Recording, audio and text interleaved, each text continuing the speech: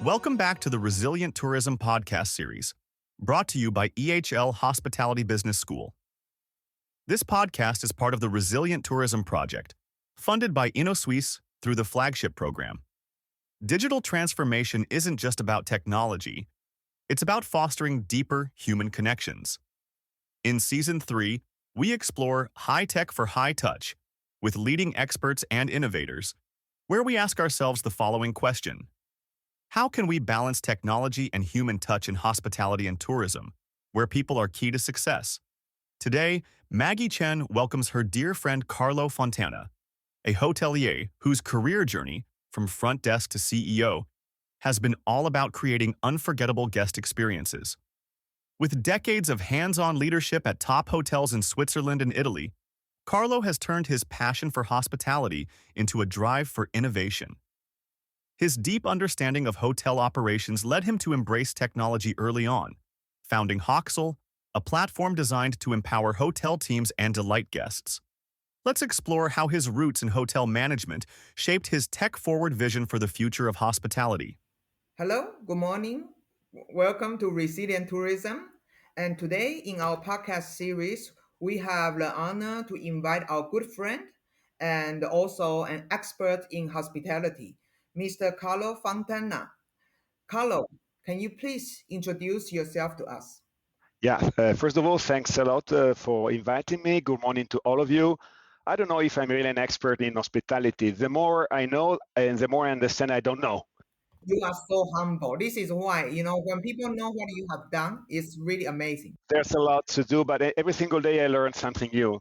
Who am I? I'm Carlo. I started to work in hospitality in 1990, so it's a long time from here, when I was 23 years old, because my family owns and operates an hotel here in Lugano.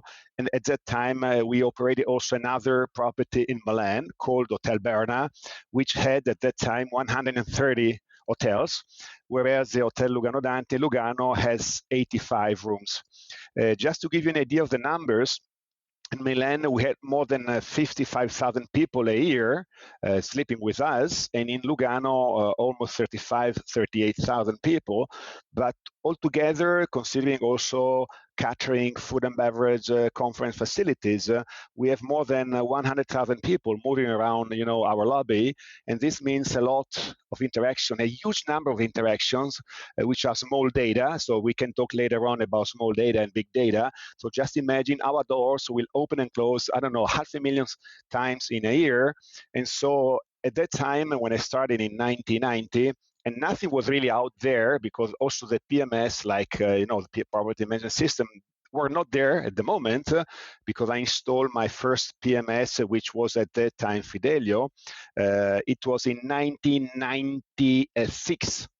And I still remember that we were at the beginning, we were taking all our reservation on a piece of paper, on an agenda, and there was no online reservations. And the first online reservations arrived in 1998, 1999, because the internet came in 95. And there I decided to open, our new website, which was approximately like a brochure, where we took the pictures, but it was really very static in 1995, 1996. And the biggest issue was, how can we decide the name of the email address? With iPhone, not iPhone, Lugano Dante all together. And I still remember when the first email arrived, it was 1998, and we didn't know what to do. So yeah, we are back more than 25 years, but again, it went so quickly. Just to give you an idea, Booking.com arrived in Milan, let's say when we decided to enter in Milan in Booking.com, it was 2004. At that time, it was not really very known. And before Booking.com, we had Venere.com, which was founded by Italians people. I remember. And if you remember, and closing the dates, the availability was made through a fax or a telex. Yes, I remember. You had only single room and double room, no pictures at all. And I still remember, because the brand of Venere was a lady with the red hair, And imagine it was not easy to convince colleagues to enter into the online revolution. But again, I tried because for me it was really very, very important. And so what I can tell you is that when I studied, I had really almost nothing. So I was able to get in touch with almost all technologies. Most of them didn't work at all, were really very expensive, and perhaps it was only because the companies were trying to sell them. But then some of them I tried, some of them I said, no, it's too expensive, I will not try, and I was right. If you think also about Wi-Fi connection arrived quite late. I think it was at the end, let's say beginning of 2000 or 2000 whatever. And also at that time, it was not so easy to convince, for example, my family to install Wi-Fi. And before the Wi-Fi, we had the possibility to connect through the power, electricity. So I can say that I've seen so many things. And now I'm 58 years old, and I still understand that it's really hard to make the right decision, because technology today, there are hundreds of thousands of software out there in the world, and most of them are overlapping, and there are maybe also they are costly. I mean, you have to pay quite a lot, but not only in terms of money, but in terms of managing your human resources, so changing habits. So whenever you think about implementing a software, we can talk later on about the magic pyramid of implementing information technology, which I took from I think a great professor that you will know, Francis Battle. He was a Canadian guy, and I think he was the first teaching CRM in not really in hospitality, but CRM, worldwide. And there I understood many things that we can talk together later on what you have to avoid when you are trying to implement technology in order to not to make to avoid all mistakes. I always say that it's almost not possible to make mistakes. You have to limit the number of mistakes, but it's also a learn by doing process. So because as booking.com, as you may know, booking.com has between 80 and 100 tests a day. And when I was asking them, how do you decide to test something or not? And they told me, if it works, it works. And we don't know why, perhaps. If it doesn't work, we're not using it. So they give you the freedom to their different teams, and they are also most of the cases are separated, and they can try whatever they think is good, and then if it works, it works. If it doesn't work, it doesn't work. Anyway, they change it. I agree. Okay, so now since I'm really glad that you give the audience an idea about how involved you were with technology in the hotel industry. Yeah. And I think this is what a very good beginning for us to ask your opinion about what is high tech in the hospitality and tourism industry now. And what do you think the high tech will be 5 years from now? That's right. So it's always, very difficult to understand what can be in the next 5 years. There might be, some revolutions. A revolution for me was, for example, iPhone. I still remember the first iPhone number one. But more than that, that was, I think, in 2010. I remember this date because in 2010, let's say in February 2010, the first iPad 1 was, delivered to the market. I think it was in the United States, and then in Europe arrived, March or April. And by that date, I was quite lucky because I already had Wi-Fi connection, and I bought the first 3 iPads arriving in Lugano in order to give iPads to the housekeeping ladies instead of having paper. And so I still remember when this iPad was so big, and someone was look at this iPad. First of all the clients, moving around the room said, "What is this?" But also personally, an iPad, you remember the big dimension of iPad. Said, what are you going to do with that? It's not a phone. It's heavy, whatever. So this is a great revolution, but it took a while, and then we are still on that type of, technology, which today is much more advanced because we can almost do everything. And then we also have an addiction, because everybody knows that if we forget our telephone, handy phone at home, we feel totally naked. I mean, we are without anything. We don't know what to do. We don't know what to do, where to go. We don't have appointments. So we are addicted. And that is an important point that I would like to stress out.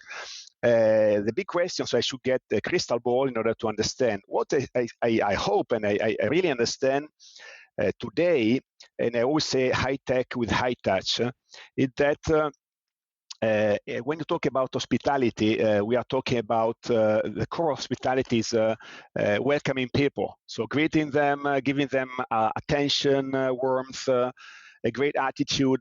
So technology will never be able to give you this unless we are talking about robots. But again, we are far from this core business hospitality. So I think that still today, the companies which will have more success are not the companies which have more technology or the best technology. These are the companies who find the right way to balance high tech with high touch, which is totally different story, where they can try to automate some internal processes which don't give value to the customer, and help all our employees to have more time for the guest. Just to give you a simple example, just to make a smile, it takes 1 or 2 seconds. But in order to do this, also your attitude has to be the right one. So if you are continuously managing technology, or you are continually managing mistakes or glitches with the customers because the communication is not going well during the stay, how can you really be able to smile to the customer? So we have an attitude, clearly. So we need to have the right people with the right attitude, which love to stay in this sector. And we know how hard it is, because whenever you are, for example, work at the reception, and for me, these are some of the heroes of hospitality, because they are in touch with so many class customers, and not all of them are smiling. They're under stress. Some of them are angry. Some of them have problems in their life. So we are like a world. So during the night, we had many cases where people come downstairs and they are in crisis because with the wife they lost money in the stock exchange. So they have their problems and they come and talk to you. So we know that it's really difficult for us. We don't have to take it personal, but sometimes you have customers who give you, bad feelings. So the attitude is very important. Technology is very important in order to have more time, in order to give what we are there for, which is giving a great welcome to all our customers. And I think there's only one point that is the same for all employees. So if you may ask questions to a receptionist, to an housekeeping lady, to a waiter, to a marketing manager, what is your role, your most important role in hospitality? For me is taking care of the customer, because whenever you go around the lobby, even if you have a different type of shirt, a color, a different name, you belong to another department, but in the eyes of your customer, you are there and you are working there. So you could not say, no, please go to the bar, no, please go to sometimes yes, but again, we are there to welcome our customers. And then we can have different tools, we can have different tasks, but again, the task you can learn. You can learn by exercising, but the attitude is something that you can also, try to learn, but you need to have it. You need to love to stay and work with customers, with people, but not only with them, but also with colleagues. Because remember that we have internal customers, we have the customers or guests, but we also have the internal customers and internal guests, and this is a totally different story. So in theory, we should treat our colleague as we are treating our customer. But again, it's really very hard. We know the labor shortage. We know that the truth is that we have to do more with less. This is the truth, because if we I'm in Switzerland, so I know that the average, let's say, cost of labor cost of a company, an hotel company without a restaurant, may arrive up to the 42% of the general income. If you have a restaurant, you may arrive to 45, 48. If you are a 5-star property, maybe also more 50. So imagine the huge amount of money we're investing on what? On our main asset, which is people. We know that there's a labor shortage. I know that in Europe there's a labor shortage of approximately 1,300,000 people 300,000 people. We know that especially in the United States, but not only there, after the COVID, the 50% of people who left, under the COVID period, decided not to come back to the sector. There are many reasons behind them with this situation, but again, we have to invest a lot also in our people, giving them the right technology. And there's a magic pyramid of adopting technology that, if you like, can explain now or also later on. I like to know about this part because you already addressed my concern about human touch, and you already addressed that basically you will always focus on the human touch and Right, also value your employees as heroes. right. Now the question is this: how do you make your employees' lives easier? That is a very nice question. It's really challenging. I don't have really the solution. I'm still struggling in order to find this because it's hard. I mean, the way you treat them, the way depends also on the attitude. In our case, we are almost 60 people working for 85 rooms, which is a big number.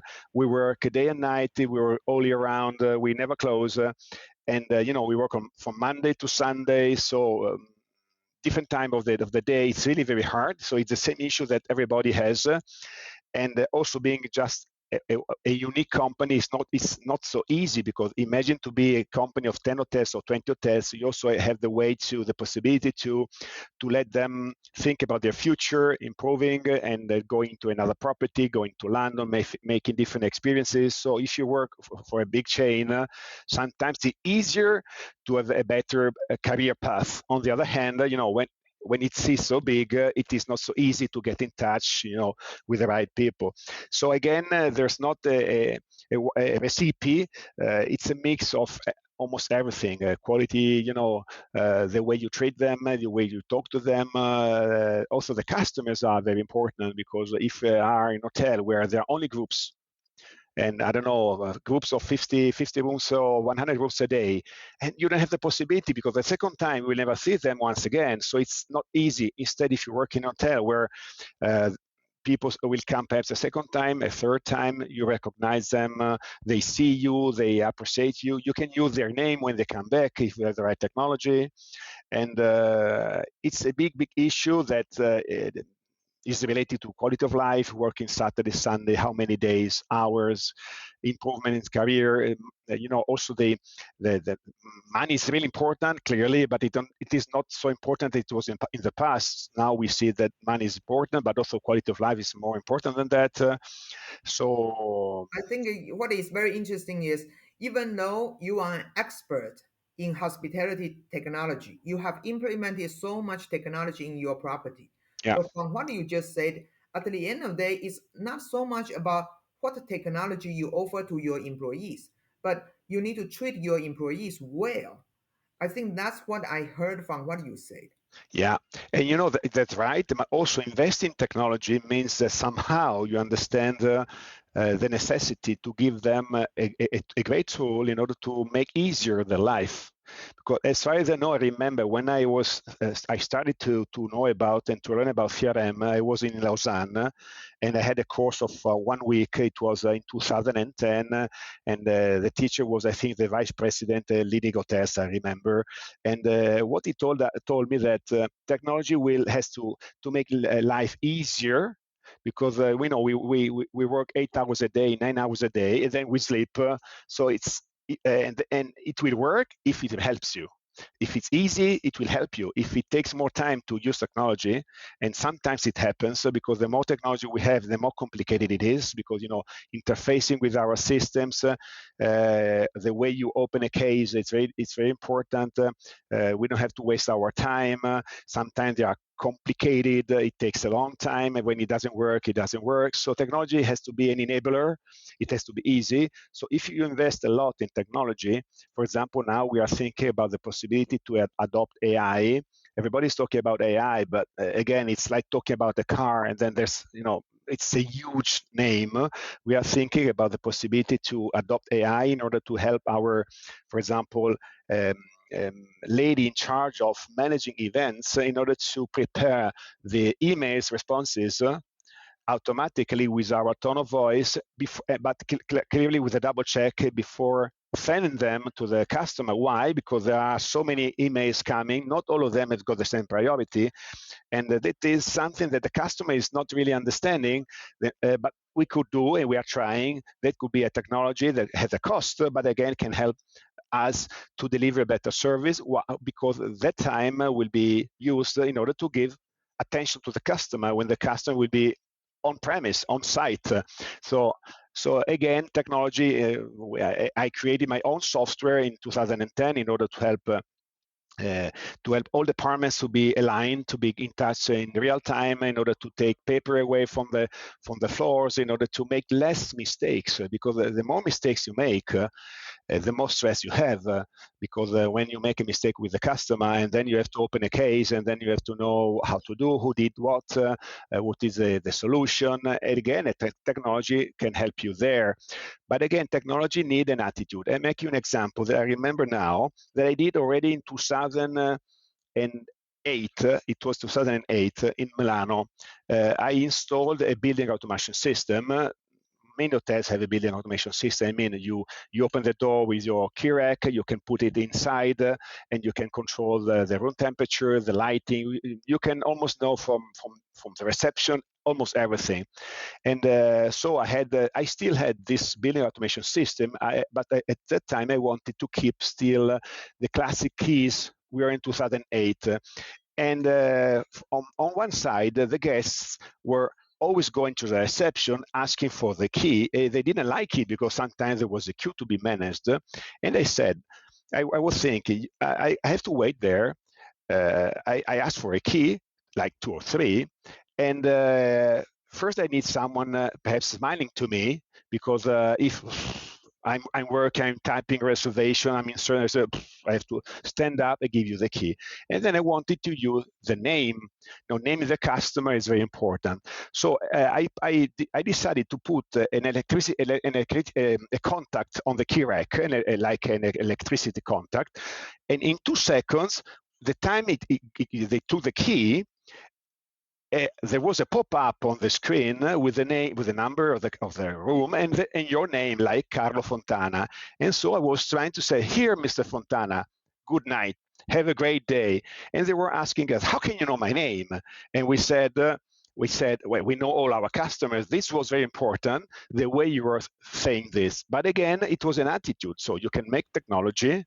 So I had to be there in order to continue to show them that if you use the name, the customer will change also his or her face, perhaps also smiling to you.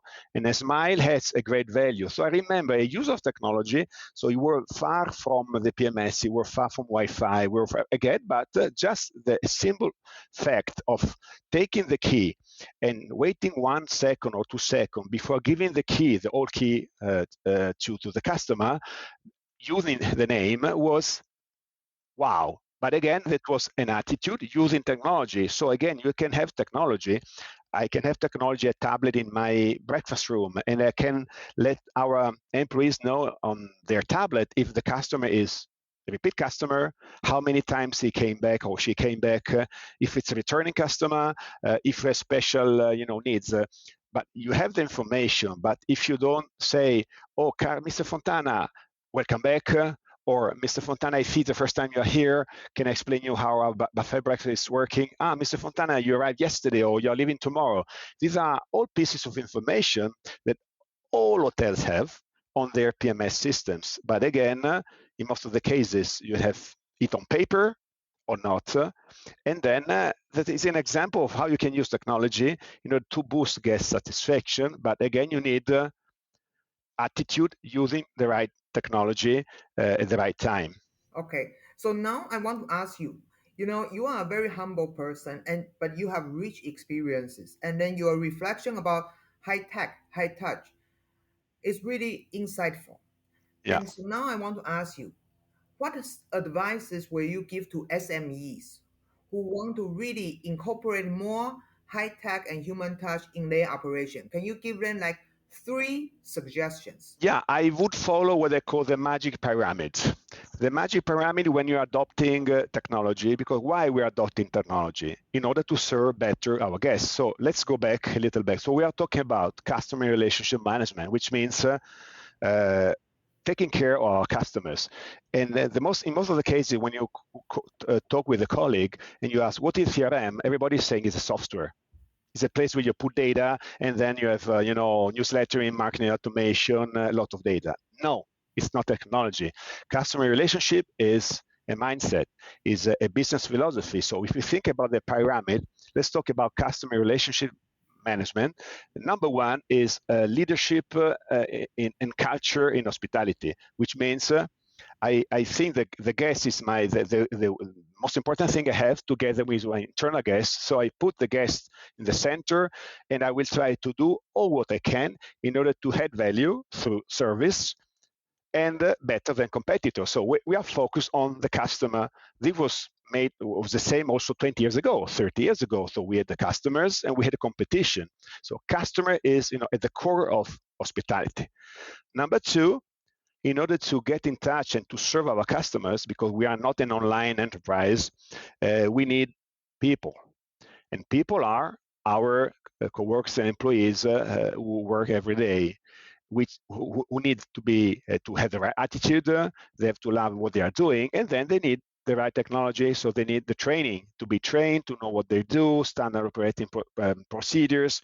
But again, also the SOPs sometimes are a limit, because if you write everything on a piece of paper, next time you're not allowed to do whatever is very important to a customer. Like, for example, during the night, if a young mother is arriving downstairs and is asking to, I don't know, to because she has the milk for the baby, and she's asking to someone, can you help me because the milk is I need warmer milk, whatever.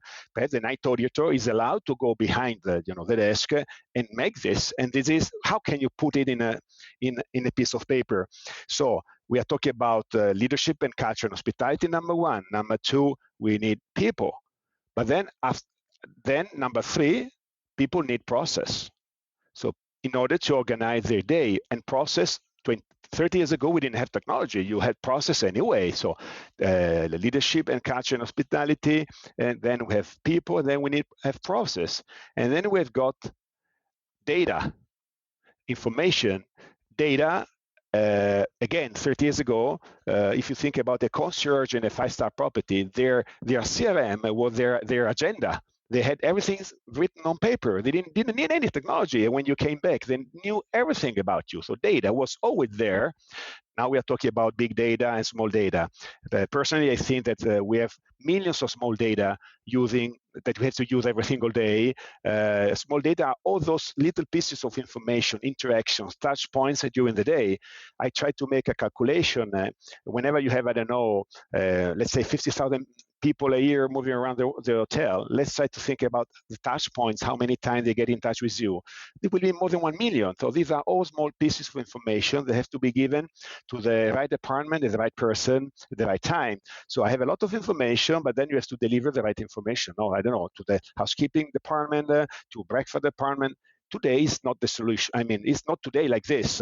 It's quite hard to divide the information and give it in a good way with data. And then on the fifth place, we have technology. But if you think when you adopt technology and you have to understand how and where you put the data using this technology, which type of data, in order to reorganize the process to help people to deliver the leadership and culture and hospitality. So whenever you adopt technology, if you only think about technology and the software, and you don't keep in mind and consider why you're adopting technology in order to try to keep aligned all these 5 points, so you will fail. And 70% of the cases, I know the CRM fail because not all these 5 points are aligned, because you have to consider from the bottom to the top line, right. So why we adopting technology? Because we have to use data. Which are the data? Where are the data written? Another example. Now I will be adopting let's say a module in my software that we call glitches module, where we should open all the cases where service delivery, service failure, whatever it happens. But again, there are many cases like Wi-Fi is not working, a room is small, it was dirty, toilet was not flashing, whatever. So if you don't open all these cases, you put there only a comment, how can you measure for the future and improve it? So again, the type of data, where you write it and how you write it, it's very important because data is everything. But again, we have also to be very careful about privacy concern because, especially in Europe, we are terrified about the possibility to use, email marketing, whatever, but also in the hotel. So if you are a repeat customer and you come back, we know who you are, but once again, we have to be very careful to use those type of data because we never know. But so it's a balance between using data. But when you come back, I expect you to remember who am I, because I came back, and some things are asked by the customer, like I don't know, I would like to have pillow number 5. Right, and so next time I look forward to have pillow number 5. In other cases, they talk to other ladies. For example, housekeeping lady, I don't want the air conditioning on. I would like it off. I sleep on the right side instead of the left side. So these are things that are either observed by us. They clearly are not sensitive data. But again, you have to have the possibility to put down to take it a note in some softwares. But again, you may have a software, but if you don't understand the importance of, let's say, recording this data, it's an attitude. I agree. And this is why when I saw what your company could do, that was really something addressing the pain points for the hospitality industry. And what you said about, you know, the balance between privacy and providing an outstanding service is really hard because customers on one hand say they worry about privacy, but on the other hand, when you do something, you remember they sleep at the right side instead of left. You remember that they like carrot juice in the morning. That's enough. That's enough. They will come back again and again. So I really appreciate talking to you because you are always so passionate and full of knowledge, and then you reflect so much, and your insight is so useful for the hospitality industry. And then another aspect, what is a repeat customer? It depends. So a repeat customer can be someone coming once a month, once a week. But imagine that I go to the same hotel for every year because there's a conference there. So I go there 3 days a year, or I don't know, twice a year. For me, I'm a repeat customer. But again, in most of the cases, they never welcome you back saying, "Give me the passport." And they say, but I already gave it to you. Then when I'm alone, it's much easier because if I'm with another lady or whatever, I may understand that somehow you don't want to let them know because you don't know who you are. But when you're alone, and this is the case of most of businessmen, I don't know, let's say depending in the hotel, so it may be 50% business alone or whatever. So there are no excuses there that you can say, Mr. Fontana, welcome back. Right. But again, you have it in the technology. By the way, you know what is the big issue about double profiling? Records, the same Carlo Fontana records, hundreds of records open, because again, when you open, when we open a reservation, you open new. And it is hard to make a clear picture of one view of the customer. But again, still today, these are issues for everybody, not only for me, because when I talk with my colleagues, we all have the same issues, starting from the double profiling. Yes, I totally agree with you. And I think that's the part is really for you. I assume that, you know, for double profiling, you still have to investigate by human, right? There's Yeah. no easy way for you to say we merge these two files together. There are systems where you can try to merge it. Clearly, yes, and they try to see if the email is the same because normally.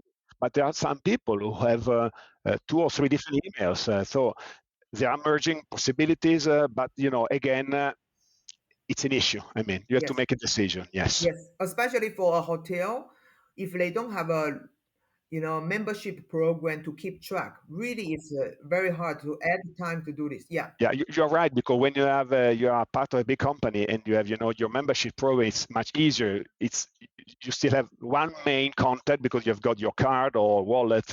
But imagine to be a single property, and there are thousands of single property in the world. I mean, in Italy there will be, I don't know, 20% will be chains and 80% will be individual properties, and there it's quite hard to to have a membership or a loyalty card.